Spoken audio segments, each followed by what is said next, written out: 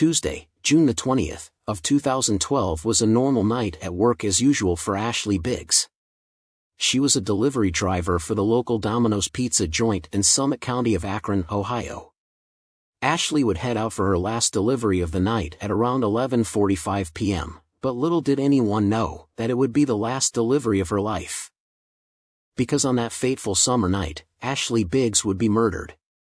So, get ready because this case has some twists and turns nobody's seen coming. New Franklin is one of the smaller cities in Ohio. It's also known as one of the safest cities in America, and it annually ranks in the top 100 safest cities every year. New Franklin is also said to be home to some of the friendliest people in the country, so it's no wonder it is 61% safer than other cities across the nation. Not only is it a friendly place to call home, but it's also affordable to compared to the national average. Being known for its quiet neighborhoods and low crime rate, it's no surprise that the murder of Ashley Biggs definitely shook the community up a bit. Ashley was born January the 9th, of 1987, as Ashley Nicole Biggs, in New Franklin, Ohio. She was raised by her mother and was an only child. Ashley was said to be a kind and loving soul that always had a smile on her face. When she was only 17 years old, she began dating a 25-year-old named Chad Cobb, after meeting at a skating rink in her hometown. They got serious fast, and quickly moved in together. And just a year later they welcomed home their newborn daughter Gracie. But soon after, tensions arose and their relationship began to strain. Chad became physically abusive towards Ashley, and he was arrested at one point for the abuse. Soon after Ashley would leave Chad, and sign up for the United States Army in 2008. At that time, she gave Chad full custody of their daughter. But her time in the military wouldn't last long, because not too long after joining, Ashley would be medically discharged from the Army due to her severe asthma. After arriving back home, Ashley would take a job at a Domino's Pizza, as a delivery driver in Akron, Ohio. Also, Ashley seemed to find love once again. But this time she began dating another woman by the name of Brittany. Things seemed to be headed on the right track for Ashley. With her new job and newfound love, the only thing missing in her life was her daughter. So with the hopes of having a loving family, she felt the right thing to do would be to take back custody of her daughter Gracie. So that's exactly what she did. And after a domestic battle, a judge granted Ashley full custody of her daughter Gracie. This enraged Chad as he was not a fan of Ashley's bisexual lifestyle and he thought it was a bad influence on their daughter. After the custody battle ended in the favor of Ashley, Chad began threatening Ashley and her new girlfriend. In response to his threats, Ashley filed for a protective order which was approved by the courts. But then, on June 20th of 2012, a woman that went only by the name Jen, placed a late-night pizza order scheduled for delivery. It was around 15 minutes to midnight that Ashley headed out to make the delivery for the half pepperoni and half mushroom pizza that was instructed to be delivered to a business in the New Franklin area. The caller instructed the delivery driver to park in front of the building, and walk the pizza to the back of the building to drop off the pizza. The other employees expected Ashley to only be gone for a few minutes due to the address being close by. But after an hour had passed, her fellow employees grew concerned, and started calling Ashley's phone. With no answer from Ashley, they called her girlfriend Brittany to see if she had heard from her. But Brittany hadn't heard from her either. It was only then that the manager made a call to the police with concerns for Ashley's safety. Shortly after, New Franklin police arrived at the Domino's Pizza to gather information. Ashley's manager informed police that Ashley hadn't returned from her last delivery in over an hour. While the manager of the store was finishing up giving their report, Brittany pulled up to the pizza shop to get up to speed on what was happening and to also speak with the police. Brittany quickly informed the police of Ashley's situation involving her abusive ex-boyfriend, letting police know that she feared that Chad may have done something to hurt Ashley. Police first drove out to Turkey Foot Road, which was the address given for the delivery. Police arrived at the scene and quickly discovered that the business was closed and there was no sign of Ashley or her vehicle. But what they did find was a startling scene. Police found change thrown all around the parking lot along with a large pool of blood. At this point, the situation went from a missing persons case to an active crime scene. But police wouldn't stop there. They quickly re-interviewed Brittany. And Brittany told investigators about Ashley and Chad's situation and how they were in a tense custody battle, and that they feared Chad, and that he had been threatening both Ashley and Brittany's lives. She told investigators that Chad was jealous and possessive, and that he was very angry with Ashley for leaving him for another woman. He also expressed that he didn't want his daughter growing up under the influence of homosexuality. She gave investigators all the information that she knew about Chad. And when police ran his name, they seen that Chad had been charged in the past for assaulting Ashley. At 3:30 a.m., police arrived at Chad's address. They knocked on his door but got no answer. So they ran his name again and discovered that he had a Lincoln Navigator registered in his name. But this vehicle was registered using another address. The address turned out to be his grandparents' address, and it happened to be only about a half a mile away, so investigators drove over to check out the address in hopes of finding Chad. Upon arrival, they seen a black vehicle parked in the back of the property beside a barn. And behind the barn was a wooded area. Investigators approached the black vehicle to find a woman and 4 children inside. The woman happened to be Chad's wife, Erica Cobb. Investigators apprehended Erica to bring her in for questioning, and called relatives to pick up the children. But Erica refused to cooperate with detectives and immediately asked for an attorney. After putting Erica in the back of a police cruiser, investigators were searching the scene when they heard noises come from a wooded area nearby that was behind a chicken coop. So a team of police went out to investigate the noises further and discovered Chad, hiding in the wooded area behind the chicken coop wearing camouflage clothing. While putting him into the cruiser, investigators noticed fresh blood on his clothing. So they quickly brought him to the station for questioning. Investigators began by asking Chad what he was doing hiding in the wooded area. But just like his wife, he was uncooperative and lawyered up immediately.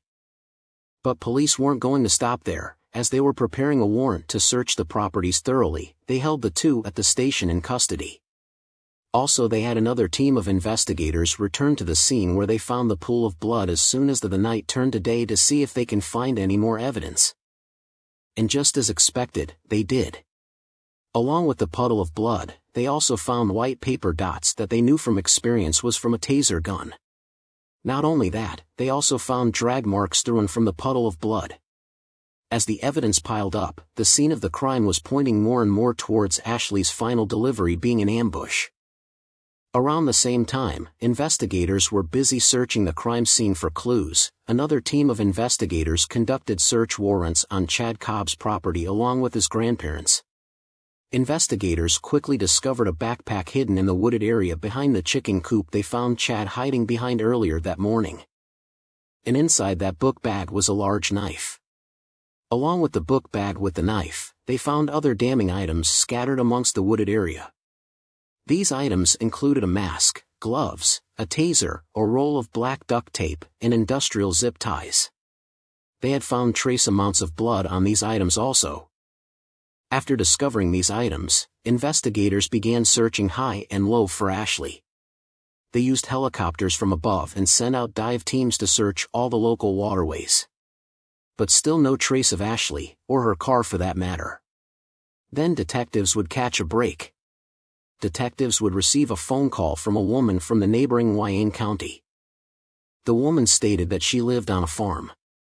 And off in the distance in her cornfield she can see something shiny that looked to be a car. She called it in because she thought that it was someone that was possibly up to no good on the property. The detectives headed out to the property to check out the suspicious scene the caller described. Upon arrival, investigators realized that the car had been the same color, and the same make and model they had been searching for, which happened to be a gray Ford Taurus. And after further inspection, investigators discovered the lifeless body of a woman in the back seat. The victim's hands and feet were both bound with industrial-strength zip ties. And with closer examination, the detectives realized that the woman had a zip tie pulled tightly around her throat. The woman also had wires from a taser protruding from her body. And her face was mangled and swollen, and looked as if she had been beaten profusely. It was a gory scene, and the murder seemed to be brutal. The woman was covered in blood along with the entire back seat. Detectives made a call to Ashley's mother and asked her if her daughter had any tattoos. She told detectives yes, Ashley had 2 star tattoos, one on the back of each arm, along with a belly button tattoo. After speaking with her mother, investigators were able to confirm that it was Ashley's body that they were looking at in the back seat of the car. After an autopsy was performed, the coroner's report revealed that Ashley died from lack of oxygen due to the zip tie around her neck. The report also stated that she had been tasered and severely beaten. When her body was discovered, she had still been wearing her work uniform, and she also was still in possession of the pizza she was supposed to deliver. Chad was arrested for the suspicion of murder and was held at the Summit County Jail. With no evidence at the time linking her to the homicide, Erica was released from police custody. During Ashley's autopsy, the medical examiner took blood samples that forensic investigators compared to the traces of blood found on Chad's clothing the night of his arrest. And to nobody's surprise, the results came back a positive match. After Chad's arrest, detectives interviewed some of Ashley's family members. They informed police that Chad was in fact abusive during his and Ashley's relationship. Detectives also interviewed Ashley's girlfriend Brittany, who told police that after Ashley won custody of their daughter Gracie, Chad started threatening Ashley and Brittany's well-being. She also stated that Chad went as far as stalking and harassing Ashley, and Ashley feared for her life so much so that she filed for an order of protection. Chad was officially charged for the murder of Ashley Nicole Biggs on June 24, 2012. His bail was set for a whopping $1.5 million, and he would ultimately be facing the death penalty if found guilty for the homicide of the mother of his child. But on February 26, 2013, Chad agreed to a plea deal in exchange for a life sentence without the possibility of parole. He ultimately pled guilty to a long list of charges including kidnapping, aggravated murder, robbery and more. And that was it. End of story, case closed. Well, that's how it seemed for a while anyway.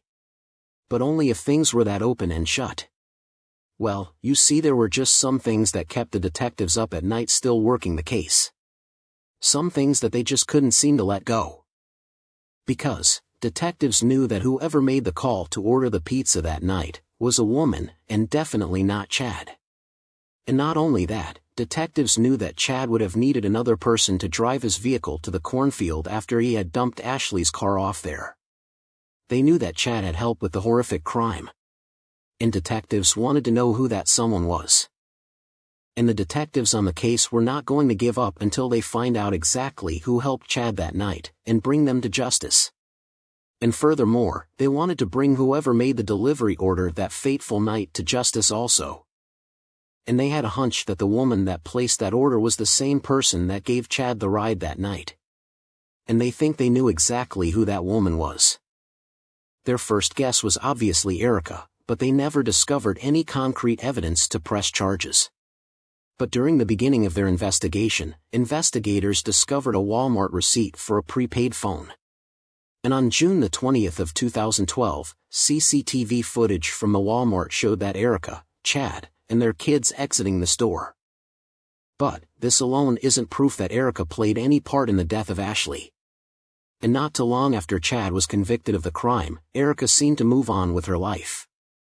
She divorced Chad, and even started dating his best friend Mike Stefanko.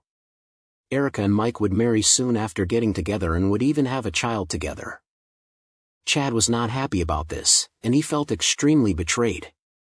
In the beginning of Chad's incarceration, Erica would often visit Chad and would even bring the kids. But as soon as she married Mike, Erica stopped visiting Chad altogether. Around this time, Chad and Ashley's daughter Gracie started writing to her father explaining how she hated living with her stepmom and that she was getting abused. So about 4 years into his sentence, Chad decided it was time to tell the truth about what really happened that fateful summer night. He wrote a letter to a detective by the name of Michael Hitchings explaining everything. He told the detective that Erica was actually the mastermind behind the homicide and she was in fact the woman that called Domino's and placed the delivery order under the name Jen. He even stated in his letter that Erica had been the one to follow him as he drove Ashley's car to the cornfield with her lifeless body in the back seat. After ditching the vehicle, Erica drove Chad back in Chad's black Lincoln Navigator. Chad also stated in his letter the most important detail and piece of evidence of all. It was an instruction given to detectives. And that instruction was to follow up and speak with his mother, Cindy Cobb. Investigators were intrigued by Chad's instructions, so they quickly got in contact with Chad's mother, Cindy. After reading Chad's letter, detectives knew had all the evidence they needed to charge Erica for the death of Ashley Nicole Biggs, but after talking with Cindy Cobb, detectives knew they had the smoking gun to seal the deal and put her away forever. And what was that smoking gun, you may ask? It was a tape recording of Erica herself having a conversation with Cindy Cobb. And in that conversation, Erica incriminates herself by stating that she did in fact play a role in the crime, stating that she was the one to call and order the pizza that night. She also can be heard on the recording saying that she wasn't forced in any way to help do what she did, and that she didn't feel bad about what they did to Ashley. When asked why she had recorded the conversation between the two, Cindy stated that she did it as insurance for her son Chad. Since marrying Chad's friend Mike, Erica not only stopped bringing the kids to visit Chad in prison, but she also began keeping Cindy from seeing her grandchildren, which really bothered Cindy. Following the newfound cooperation, investigators were able to put together a timeline of events that they think lead up to Ashley's demise. First, Chad not only was deeply offended by Ashley's new relationship, but he highly disapproved of her new bisexual lifestyle. Second, Chad lost custody of Gracie to Ashley, which in turn made him develop deep resentments and hatred for both Ashley and her new girlfriend Brittany. Then Ashley filed a protective order against Chad, which in turn angered him further. Soon after, Chad and Erica began conspiring against Ashley, until they hatched the plan to lure Ashley to a discreet location so they can kidnap and kill her. Chad confessed to investigators the events that took place that night. Chad told investigators that on the night of the crime, Erica was the one that made the call to have the pizza delivered to the planned location, knowing in advance that it would be Ashley that made the delivery. Erica gave instructions for the delivery driver to park in the parking lot in front of the building and to bring the pizza around the back of the building, where her and Chad would be waiting to attack the unsuspecting Ashley. While the pizza was being prepared, Chad and Erica also prepared for what they were about to do. Erica drove Chad, herself, and the kids to the address given to Domino's to wait for Ashley's arrival. Yeah, you heard that right, they had their children with them during this disgusting act of violence. Talk about parents of the year. Ashley, who was completely unaware of the evil that awaited her in the dark and desolate parking lot, followed the instructions and walked the pizza to the back of the building. When she made it to the back of the building to complete the transaction, to her surprise she was met by Erica and Chad. And, as soon as Ashley made eye contact with Chad, he immediately shot Ashley with the stun gun before she had a chance to realize that she had walked into an ambush. After being shot with the taser, Ashley's body was immobilized and she dropped to the ground like a sack of potatoes. Without the strength to use her arms or legs, she was completely defenseless. Chad then proceeded to zip tie her wrists and ankles. After putting on the zip ties, they beat Ashley until she lost consciousness. After the cruel and brutal beating, Chad performed his final act of violence. He took one of the industrial-strength zip ties and proceeded to put it around Ashley's neck and pulled the tie tightly. It was enough to strangle Ashley, cutting off her supply of oxygen and ultimately ending Ashley's suffering. After that, Chad drug Ashley's lifeless body and put her in the back seat of her own car. He then drove her and her vehicle to the cornfield in Wayne County, as Erica and the children followed behind in their vehicle to pick Chad up after ditching Ashley's body in her car. They then drove back to Chad's grandparents' house, where Chad continued to try and dispose of all the remaining evidence in the wooded area behind the house. The one thing Chad didn't expect was for the police to come searching for him so soon. And he was most certainly caught off guard by their early arrival to his grandparents' home, catching him in the act. After these jaw-dropping admissions, detectives now had the confession they needed to begin building a case against Erica. But investigators knew that this wouldn't be an easy task. And that's because the person accusing Erica happened to be her ex-husband who had already pled guilty for the very thing he was now accusing her of. But on November the 11th of 2019, Erica was arrested on charges of murder, aggravated robbery, kidnapping and other charges. Prosecutors would focus mostly on the law of complicity. Because prosecutors felt that without Erica's help, Chad would not have been able to commit this terrible atrocity. Without Erica's help, Ashley would not have been killed that very night. And just 1 year after her arrest, Erica would finally go in front of a jury, and prosecutors argued that she played as big of a role in the crime as her ex-husband Chad. And the defense argued that Chad was just using this as a way to get his own sentence reduced so that he would have a shot at one day walking out of prison as a free man. During the trial, Chad also claimed that Erica had been the one to place the zip tie around Ashley's neck that ultimately did her in. But, regardless of who placed the zip tie around Ashley's neck, both of them are considered equally responsible for ending Ashley, because both of them played a role in the crime. Chad and Ashley's daughter Gracie also testified during the trial. She told the jury about the abuse she's had to endure at the hands of Erica, and told the jury how Erica would hold her down and hit her, along with the time Erica held her down and forced her to eat dog feces, and she said she did this horrible act of abuse because she was jealous of the relationship she had with her father. Gracie also told the jury that she remembered that it was Erica that made the phone call to order the pizza on the night of Ashley's death, but couldn't remember the name she had used when she placed the order. One of Erica's close friends also agreed to testify against her in court, and gave a detailed and incriminating statement about the hatred that Erica had for Ashley. She also told the jury that Erica had told her that she frequently would visit Ashley's grave and defecate on it.